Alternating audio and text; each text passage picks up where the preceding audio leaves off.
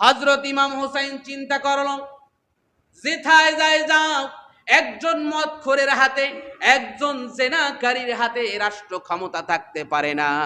এই জন্য হযরত ইমাম হোসাইন রাদিয়াল্লাহু তাআলা আনহু সংগ্রাম শুরু করলেন। সংগ্রাম করতে গিয়ে দ্বীন ইসলামের জন্য, দ্বীনের জন্য তার সপরিবারে দেহের তাজা রক্ত ঢেলে দিয়ে জমিনটাকে উর্বর করে দিলেন। রক্ত দিতেই হবে, শহীদ হতে হবে।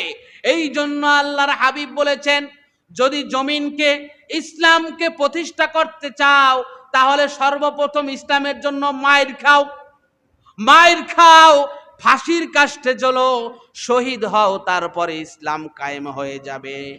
এই শাহাদাত গাহে উলফত মে কদম রখনা, লোগ সমঝতে হে আসা হে মুসলমান হোনা।